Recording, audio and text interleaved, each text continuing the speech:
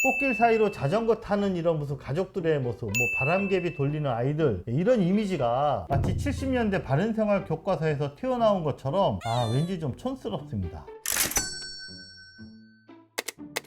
일산문화광장의 공공조형물을 살펴보는 두 번째 시간입니다. 네, 오늘은 지난번에 예고해 드린 대로 최성 전 시장 시절에 만들어진 공공조형물을 중심으로 좀 살펴보도록 하겠습니다. 최성 시장은 이 표에서 보시는 것처럼 2010년 7월부터 2018년 6월까지 8년 동안 고향시장으로 재임을 했는데요. 시정을 잘했냐 못했냐와는 별개로 브랜드를 구축하고 뭐 이미지를 만드는 이런 거에는 정말 누구보다도 아주 열심히 했던 그런 분으로 평가를 받습니다.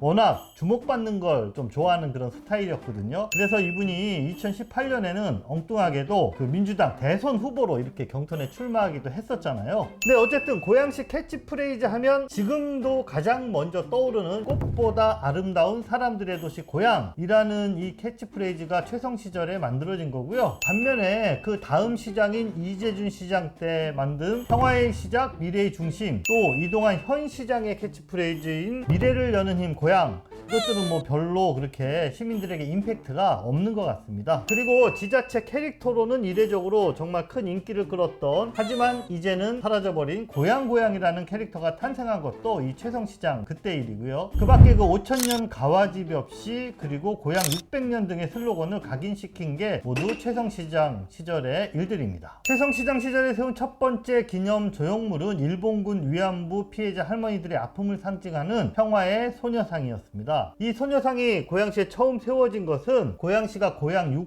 600년 기념사업을 대대적으로 펼치던 2013년이었습니다. 처음에는 일산 호수공원 안에 있는 그 600년 기념 전시관 그 앞에 세워져 있다가 2016년에 현재 일산문화광장 그쪽으로 자리를 이전했습니다. 평화의 소녀상은 가까이 다가가서 천천히 들여다보면 그 손을 꼭 쥐고 있고 맨발, 뒤꿈치가 이렇게 좀 들려있고, 또 그림자가 어떤 할머니의 형상으로 되어 있는 등 디테일한 요소들마다 정말 많은 메시지들을 담고 있다라는 것을 알게 되는데요. 문제는 소녀상의 배경에 둘러쳐진 패널에 너무나 많은 텍스트들을 지저분하게 집어넣었다라는 것입니다. 총 5개의 패널로 구성된 설명문에는 강제징용의 아픔, 일본군 위안부 피해자 기림의 날, 또 8월 14일의 의미, 뭐 소녀상의 소개, 태극기를 들고 있는 아이들의 모습 등등 마치 초등학교 게시판처럼 산만하다 이런 느낌을 좀 주고 있습니다. 설명문 제가 하나하나 꼼꼼히 읽어봤는데요. 문장도 어색하게 쓰여진 문장도 많고, 느낌표를 한꺼번에 3개씩 막 찍어놓은 것도 있고, 또 뒷면을 보면은 이 고양시 구호 글씨와 로고 이런 게 무려 4개나 이렇게 찍혀 있습니다. 그러니까 한마디로 최성시장 시절 특유의 그 메시지 오바, 이런 느낌이 이 소녀상의 의미를 퇴색시키는 게 아닌가, 그런 생각을 좀 해보게 됩니다. 적절한 시기에 깔끔하게 정비가 되었으면 좋겠네요.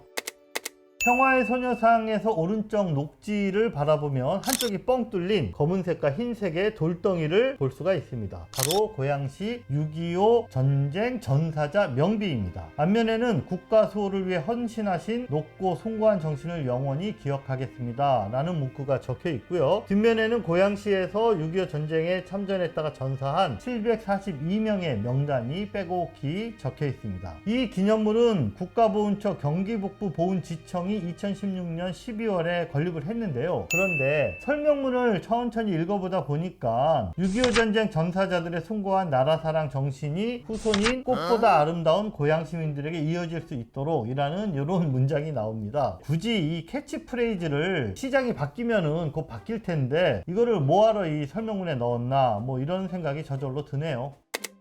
앞선 영상에서 이 떡꼬치 탑이라고 불리는 바람꽃이라는 조형물이 일산문화광장의 시그니처 역할을 한다라고 말씀을 드렸는데, 이제는 고양 독립운동 기념탑이 그 자리를 넘겨받은 느낌입니다. 3.1운동을 상징하는 31m 높이 이렇게 솟아있는 이 탑은 수평적으로는 한 40m, 그리고 앞뒤로 140m 이렇게 드넓은 공간을 자신의 영향권으로 점하고 있습니다. 자, 이쯤 되면은 좀 커도 너무 크다 이런 느낌을 지울 수가 없는데요. 3.1운동 100주년을 1년 앞둔 2018년에 광복회 고양시 지회와 고양시가 함께 세운 이런 조형물인데요. 탑의 형상은 꽃봉오리와 비상하는 날개와 기도하는 손 등을 좌우 대칭으로 이었다라고 설명을 하고 있습니다. 바꿔 말하면 도대체 무슨 형상인지 직관적으로 와닿지 않는다라는 말로도 들립니다. 또한 이 탑의 전면부 좌우측에는 이 석재를 이용해서 구조 작품이 이렇게 장식이 되어 있는데요. 오른쪽에는 독립운동의 역사를, 왼쪽에는 행복한 오늘과 평화로운 내일을 표현해 놓았다고 합니다. 그런데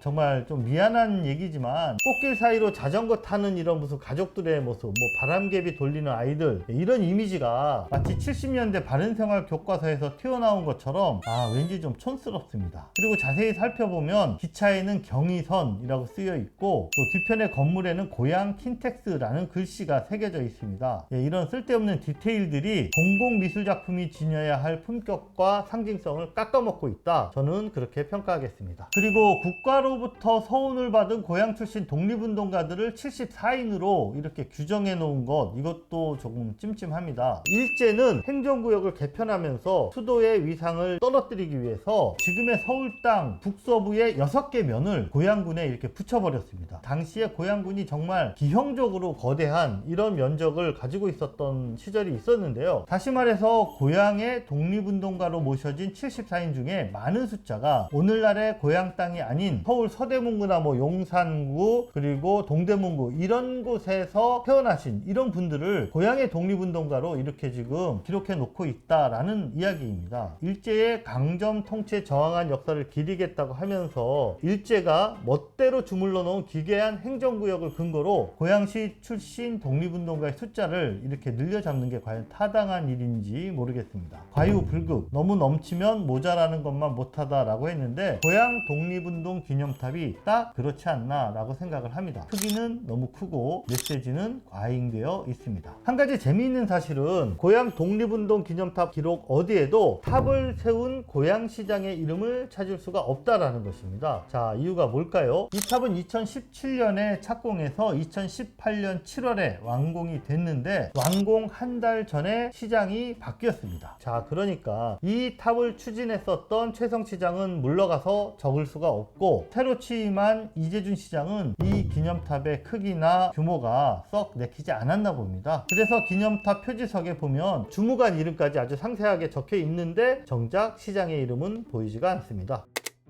네, 이어서 최성시장 이후에 들어선 3개의 공공조형물도 빠르게 살펴보도록 하겠습니다. 2019년에는 6.25 전사자 명비 인근에 고양 일산 신도시 선사유적 이야기 안내 간판이 세워졌습니다. 그러니까 1990년대 초 일산 신도시 개발에 앞서 진행된 유물조사에서 고양 가와집엽씨를 비롯해 선사시대의 유물들이 출토된 사실을 사진과 함께 기록해 놓은 것인데요. 고양시가 30년 전에 만들어진 이런 신도시가 아니라 먼 옛날 구석기 시절부터 사람들이 살았던 정말 역사가 깊은 고장이다 라는 점을 강조하고 있습니다. 2021년 4월에는 세월호 참사 7주년을 맞아 광장 한쪽에 세월호 희생자들을 기리는 세월호 기억나무 한 그루가 심어졌습니다. 나무 주변을 노란 바람개비가 리본 형태로 둘러져 있고 그리고 작은 비석 하나가 이렇게 놓여져 있는 소박한 모습인데요. 다른 공공조형물들이 지자체나 아니면 공공기관에서 이렇게 세운 거라면 세월호 기억나무는 세월호를 기억하는 일산 시민 모임이라는 시민단체가 주도해서 조성한 것이라 더 의미가 크다고 하겠습니다. 2021년 9월에는 일산문화광장 전면에 세워진 고양 관광정보센터 벽면에 멋진 포토존이 완성이 됐습니다. 바로 BTS의 리더 RM이 마이크를 들고 이렇게 노래를 부르고 있는 장면인데요. 당시 RM의 생일에 맞춰 포토존이 공개돼서 팬들의 뜨거운 관심을 받기도 했습니다. 어깨에는 고양이도 귀엽게 이렇게 얹혀져 있네요. 일산문화광장의 포토존 주인공으로 RM을 선택한 데에는 이유가 있습니다. 2018년 유엔에서 유명한 연설을 아름아름했는데 그때 저는 대한민국 서울 근교의 일산이라는 도시에서 태어났다. 그것은 호수가 있고 축제가 열리는 아름다운 곳이고 그곳에서 내가 꿈을 꾸며 자라났다. 뭐 이런 감동적인 내용의 연설을 했거든요. 지자체 입장에서는 정말 반할 수밖에 없는 이런 콘텐츠인 거죠. 또한 2015년에 BTS가 발표한 마이시티라는 곡에서도 고향인 일산에 대한 어마어마한 자부심과 사랑을 노래하기도 했는데요. 그 가사는 정발산과 일산 문화광장을 연결하는 육교 아래쪽에 보시는 것처럼 이렇게 적혀 있습니다. 이렇게 2회에 걸쳐서 일산문화광장의 공공조형물들을 좀 살펴보셨는데요. 총평을 좀 하자면 모든 공공기념물들은 나름대로 중요한 가치와 의미를 지니고 있고 특정한 시대의 특징들을 담아내기 때문에 상당히 흥미롭다라는 점을 발견할 수가 있는데요. 하지만 지자체장들이 자신을 홍보하려는 도구로 활용하려는 욕구가 이렇게 개입하는 순간 메시지가 복잡해지고 또 좀 조잡해지고 형태가 너무 과도하게 커진다라는 것을 느낄 수가 있었습니다. 그런가 하면은 최근에 만들어지는 이런 공공기념물들은 과거와는 조금 다른 형태로 시민들이 직접 참여하기도 하고 또 대중들의 공감대를 이끌어내는 이런 쪽으로 달라지고 있지 않나 이런 생각도 해봅니다. 앞으로는 또 어떤 공공조형물이 시민들의 공간에 들어서게 될까요? 공공조형물에 대한 합의는 어떤 방식으로 이루어져야 할까 함께 고민해보면 좋을 것 같습니다.